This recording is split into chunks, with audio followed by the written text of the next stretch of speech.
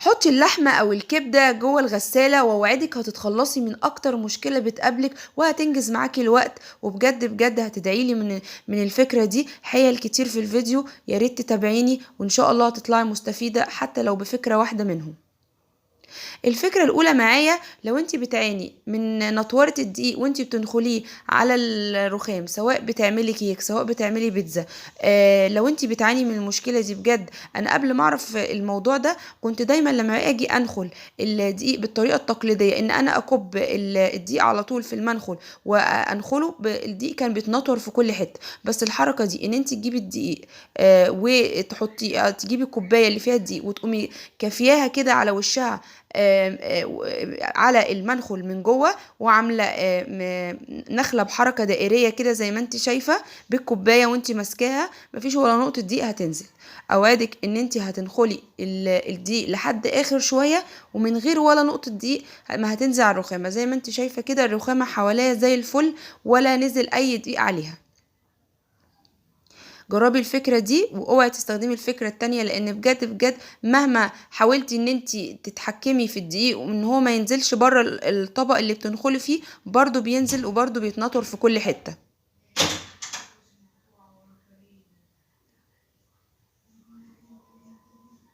الفكرة اللي بعدها زي ما انتوا شايفين كده، احنا معانا قصافة. القصافة دي لو انت بتستخدميها في ان انت تقصي ضوافرك او ضوافر اولادك، فطبيعي ان انت بينزل من اجزاء الاظافر اللي بتنزل دي ما بتبقيش عارفة تلاقيها لو اتنطرت كده او كده. فهي بدل ما تتنطر، فانت كل اللي هتعمليه هتحطي قطعة من السولوتيب في على جانب القصافة زي ما انت شايفة، وهتقصي ضوافرك عادي خالص. وكل اللي هتعمليه بعد ما تخلصي خالص، هتشيلي الجزء ده من الجنبين وهتتخلصي من الاظافر بكل سهولة، ومن غير بقى تعقيد وتقعدي تدوري على الضوافر عشان ترميها ولا الكلام ده خالص. لو عايزة تحافظي على الرز لأكبر فترة ممكنة ومفيش أي حاجة تخشله خالص، ولا سوسة ولا أي حاجة، فانت كل اللي هتعمليه هتجيبي شوية من ورق الغار أو ورق اللورة أو ورق موسى، حسب ما كل دولة بتسميه، وهتحطيه كده في الرز. سواء انت حاطاه في شوال شكارة رز يعني، او طبق رز زي ما انت شايفة كده.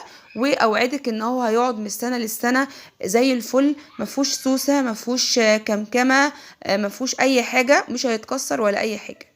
لو بقعة زيت وقعت منك او شوية زيت وقعوا منك على السيراميك زي ما انت شايفة كده، اوعي اوعي تستخدمي الصابون او تستخدمي المية، هيبهدل معاكي الدنيا اكتر. كل اللي هتعمليه هتحطي شوية دقيق زي ما انت شايفة كده، وهتبتدي ان انت تفركي البقعة بتاعت الزيت او شوية الزيت اللي واقعين بالدقيق زي ما انت شايفة. كل الزيت اللي كان واقع الدقيق هيمتصه، وهتلاقي ولا كأن حاجة حصلت. وكل اللي هتعمليه هتلمي الدقيق وخلاص زي ما انت هتشوفوا دلوقتي.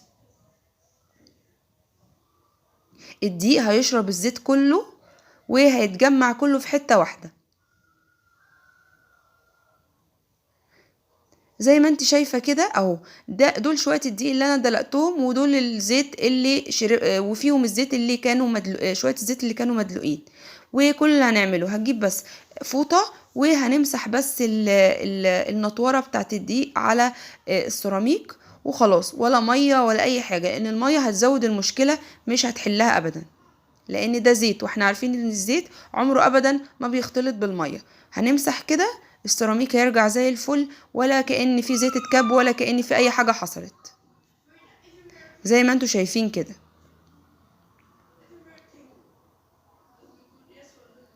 جربوها وان شاء الله هتعجبكم. الفكرة اللي بعدها، طول عمرنا بنعاني يا جماعة ان المية عندنا يعني بتنزل مش نقية وبتنزل كلها شوائب، وده بيأثر على معدتنا وعلى الكلى، وابسط حاجة ممكن يسببها هو الفشل الكلوي. كتير ناس بتلجأ ان هي تشتري فلتر، لكن في ناس ما عندهاش القدرة المادية ان هي تجيب فلتر. فكل اللي هنعمله هنجيب كمامة زي ما انتوا شايفين كده، وهنلفها على الحنفية بعد ما نشيل الاستك بتاعها من الجناب، عشان نعرف نربط ونحكم كويس قوي الكمامة. وده يا جماعة يعتبر فلتر ببلاش، بس طبعا عمره ما هيكون زي الفلتر اللي هو 3 مراحل او 5 مراحل او 7 مراحل، لكن احنا الى حد ما بنحاول ان احنا يعني نعمل اي حاجة كده على قد الايد، ويعني نحد شوية من الشوائب بتاعة المية إلى حد ما، يعني إلى حد كبير هينقي المية، لكن هو مش هيعمل نفس عمل الفلتر عشان نكون متفقين. بس أوعدك لو انت جيتي تغيريها بعد أسبوع، لأن هي آخرها تقعد أسبوع واحد بس، وبتغيري الكمامة كل أسبوع، فانت هتلاقي الكمامة دي اتملت شوائب، وانت نفسك هتستغربي، هتقولي ايه ده، كل ده احنا بنشربه، كل ده احنا بيخش جوه أجسامنا. المية هتنزل إلى حد ما نقية، ويعني جربيها وإن شاء الله هتعجبك. بس أهم حاجة زي ما قلتلك غيري الكمامة، يا دوبك آخرها خالص تقعد أسبوع واحد وتغيري واحدة تانية. الفكرة اللي بعدها لو انت عايزة تقصي سواء يعني تقصقصي لحمة او فراخ، تعملي شاورما، تعملي اي حاجة، فانت كل اللي هتعمليه لو المقص معاكي مش حامي، فانت هتمشيه على ورق قصدير او ورق فويل زي ما انت شايفة كده. هتقصي يعني مش هتجيبي بقى كذا حتة، لا هي حتة صغيرة كده كافية، هتقصي بس كده، والحركة دي كافية قوي ان هي تسنلي المقص وتخليه حامي، حتى لو للفترة بس اللي انا هستخدم فيها المقص وانا واقفة.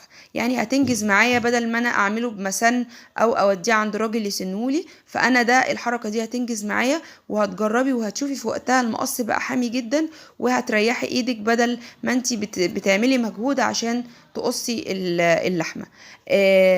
لو انت عايزة تعطري دولابك وتخليه دايما ريحته حلوة، فانت كل اللي هتعمليه هتجيبي حتة قطنة زي ما انت شايفة كده، وهتحطي فيها هتحطيها